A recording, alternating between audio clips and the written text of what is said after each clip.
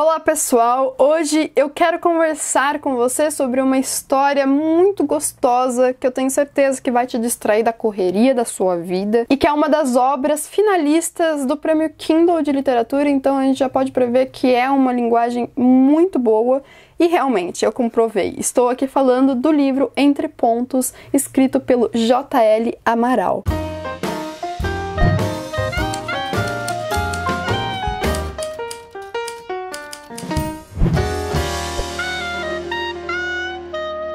O protagonista aqui é o Pedro, que teve uma infância e uma adolescência pautadas por uma situação muito incomum, mas bastante propícia a se conhecer o outro. Eu estou falando de um protagonista em primeira pessoa, então vai contar a sua história, que é a de um filho de motorista.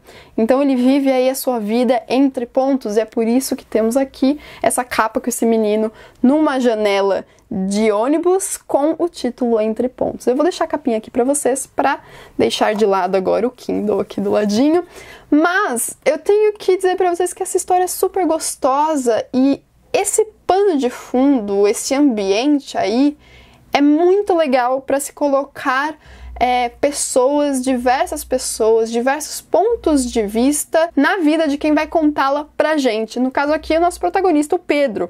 Ele, então, é filho do motorista dessa linha que é a 106A, que vai de Santana a Itaim, em São Paulo, capital. Me corrijam aí se vocês são da capital e, enfim, conhecem essa linha. Eu acho que ela existe realmente e é muito legal ver isso porque nós estamos falando de um ambiente conhecido aqui, né? Principalmente por vocês que, enfim, a maioria é de São Paulo. E ele vai contar muito de sua formação que foi dentro desse ônibus.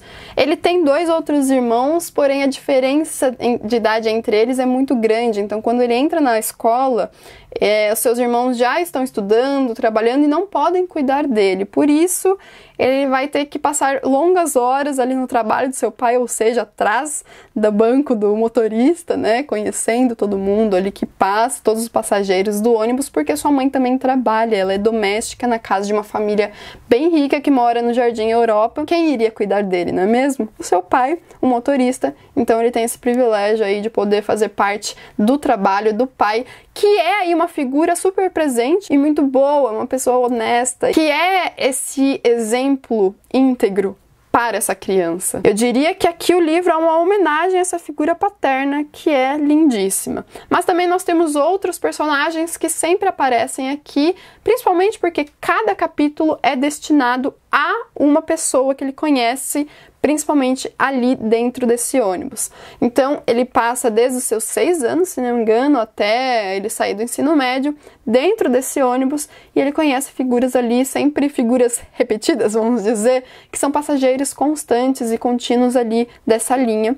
Nós temos, de princípio, né, o cobrador, que é o Isaías, grande amigo do seu pai, e por isso ele passa a fazer parte da sua família. Também temos uma professora que o ajuda muito nos seus estudos, ele usava todas essas longas horas aí para também estudar e ler. É um privilégio muito grande, o pai dele mesmo diz isso para ele em um determinado momento, ele ter essa pessoa que o ajude de graça a estudar, a entender tudo que ele estava ali aprendendo na escola. Também temos um policial, o Jonas, que mete muito medo nele, porque como qualquer criança, a imaginação é fértil, então ele se achava um criminoso.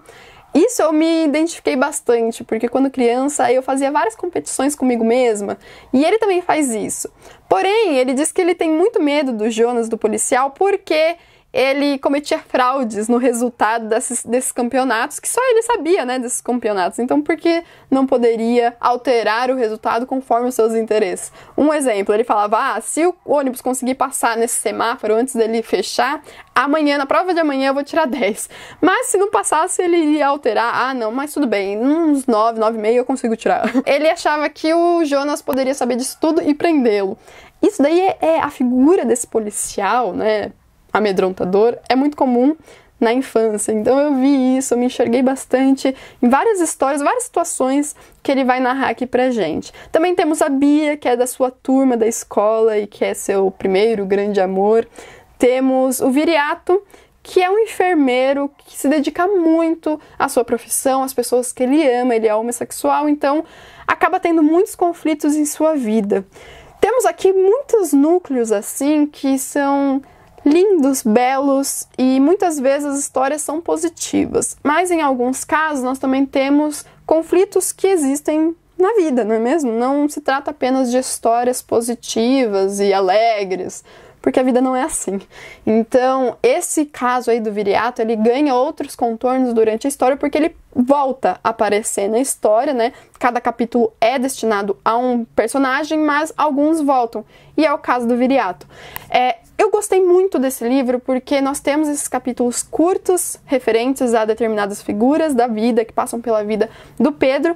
Porém, eu vi aí, apesar de ter uma linha, né, narrativa e um tema que é a vida desse protagonista, que sempre é o mesmo narrador, eu percebi aqui uma semelhança com a crônica, e eu gostei muito disso porque a crônica é um tipo de texto que eu gosto muito de ler e entrar em contato.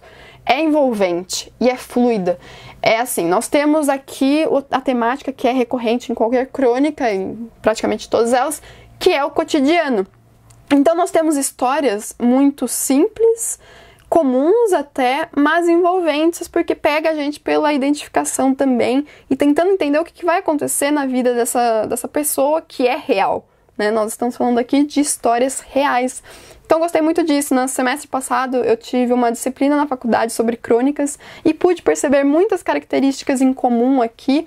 Nós temos várias coletâneas de crônicas, que são textos originalmente publicados em jornais, em periódicos, que depois vão ser juntadas num único volume, num livro que não existiu de início, mas depois acaba existindo porque possui um tema em comum, e aqui nós temos isso. O tema seria esse saudosismo do protagonista, do Pedro, que vai contar então sua história, sua formação, quando já é velho. Então nós temos aqui um adulto contando o que acontece, né, na sua vida, e é uma história de formação. Realmente é legal ver isso, porque você acompanha muitas coisas importantes da vida desse personagem.